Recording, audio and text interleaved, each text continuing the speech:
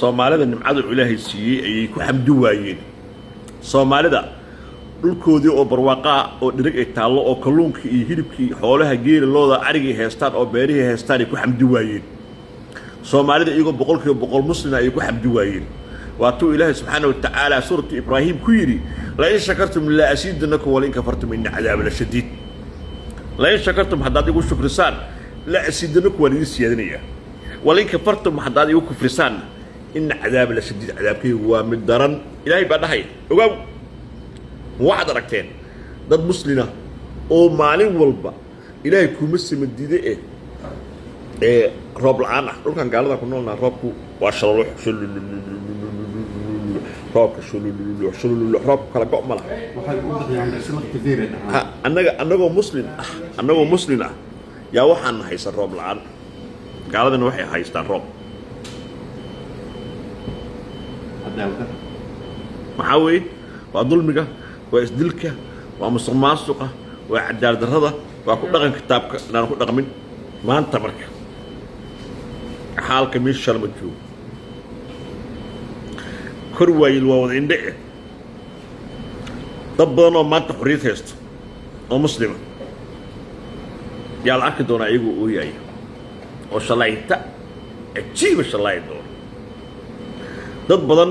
ma maqasheen riwaayaddii ama daawateen lihi jiray bidaarsinimo bay kuu gashaa dad badan baa shallaayi doona hadalkaas layga qoro soomaalidu nimanka reer shicsaaqaan arkay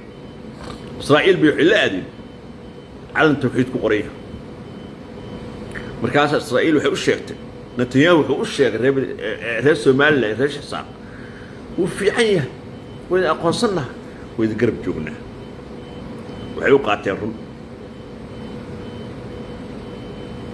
yuhuud maa calan tawxiid la rabto gaal maa calan tawxiid la raba firi hadda ka hore waxaan dhahay dibiga dibi ma fuulo owrkuna owr ma fuulo ratigu rati ma fuulo diiqu diiq ma fuulo ma intay xayawaanaadka garteen iyo bini aadamku gara waayeen qoomuluudka ah hadda ka hor aan dhaha mogto hadda ma waxaad aamintay in netanyahu uu rabo calan tawxiid le maad aamintay caqligaagu ma intaasaa waxa weeye soomaaliya waxaa baaba'shay hoggaan xumo musuq maasuq cadaalad darro eex iyo qodob aan lagu dacwey karo lahada qabyaaladda haddaana xal loo helina soomaaliya waa la wareegayaa sababtoo ah soomaaliya waa barwaaqo shidaal baa ka buuxa wax walbaa ka buuxo waxa weeye soomaaliya waa loo biritamayaa runtaan ka wada hadlaynaa dal barwaaqo ah dahabka iyo macdanta iyo shidaalka iyo uranium ku jiro geopoliticska caalamka meesha cajiibka uga yaalla badda cas iyo badweynta hindiya weeye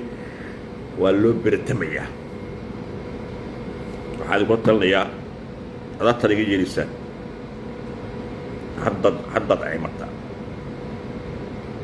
haddaad aymataan hadda jooga maanta wuxuu yidhi shala waa ila tala xumeed xalay waa ila orod xumayd haddana waa ila il xunta tala qaata la in shakartum la asiidanakum wala in kafartum inna cadaabi la shadiid